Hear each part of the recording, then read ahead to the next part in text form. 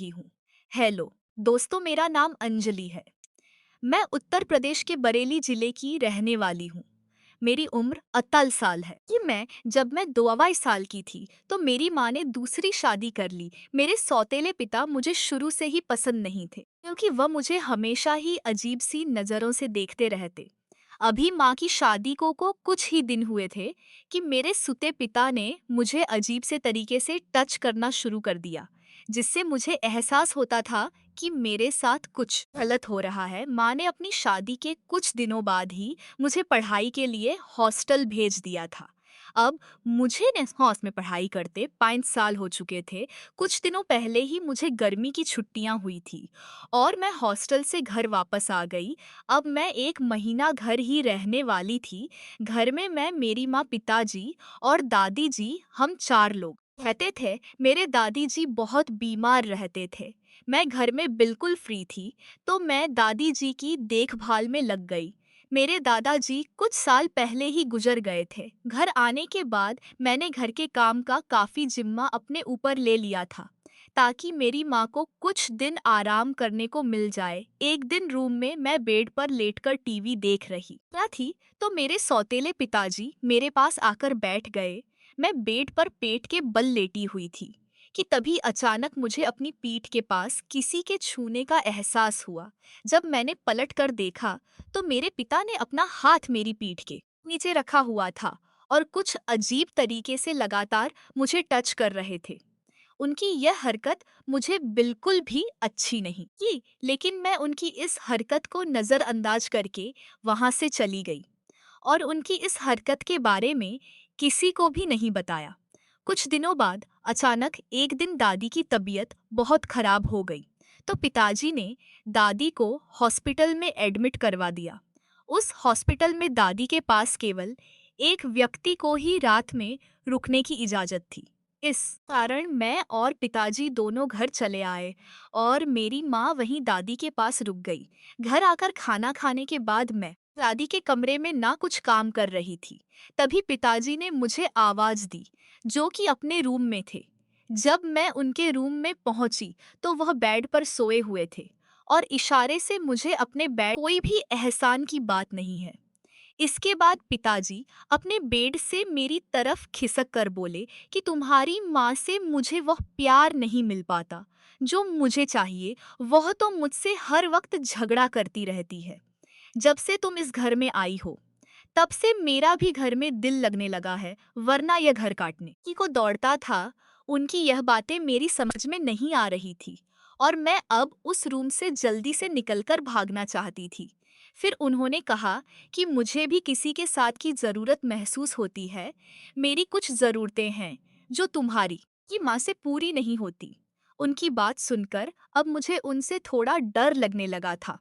इससे पहले कि मैं कुछ बोल क्या पाती, उन्होंने दोबारा मेरी कमर पर हाथ रख दिया। अब मैं बहुत ही असहज महसूस कर रही थी। मेरे कुछ भी रिएक्शन ना करने की वजह से उनका हौसला और बढ़ गया। फिर उन्होंने कहा कि तुम्हें भी तो किसी की ज़रूरत महसूस होती होगी, तो क्यों ना हम दोनों अपनी अपनी ज़रूरतें एक दूसरे से पूरी कर लें और इसके बारे में किसी को कुछ ही पता नहीं चलेगा। उनकी बात सुनकर अब मैं उनके इरादे समझ गई थी, इसलिए डर के कारण मेरी जुबान पर तो जैसे ताला लग गया हो।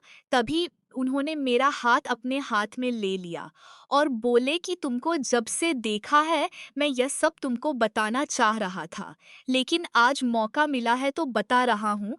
फिर उन्होंने मेरा हाथ पकड़कर किस कर क्या मैंने अपना हाथ पीछे खींचा और जोर जोर से रोने लगी। तब उन्होंने कहा, अरे तूने तो अभी से रोना शुरू कर दिया, जबकि मैंने तो अभी कुछ किया भी नहीं है। मैं उनके आगे हाथ जोड़कर उनसे ऐसा ना करने की भीख मांगने लगी। मैंने जल्दी से उठकर रूम से भागने की कोशिश की तो पिताजी ने जल्दी से दरवाजे पर लॉक लगा दिया और कि मैं तो तुमसे अच्छे से पेश आ रहा था, लेकिन शायद तुम्हें मेरा अच्छे से पेश आना पसंद नहीं आया। अब मैं तुम्हें बताता हूँ कि कैसे अब किसी तरह से जल्दी खत्म हो जाए।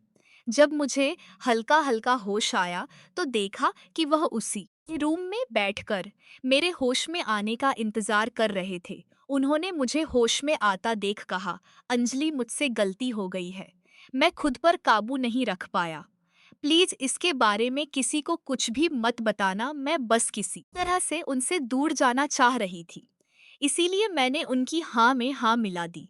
मैंने जल्दी दादी के कमरे में आकर अपनी माँ को फोन करके सब कुछ सच सच बता दिया। कुछ घंटे में ही मेरी माँ पुलिस के साथ वहां आ गई। तब पिताजी अपने कमरे में सो रहे थे। पुलिस ने मेरे बयान के आधार पर उन्हें पकड़ लिया और अपने साथ ले गए। मेरी कि माँ मेरे सौतेले पिता के इस कृत्य से बहुत ही अधिक शर्मिंदा थी, क्योंकि वह उनके ऊपर बहुत विश्वास करती थी।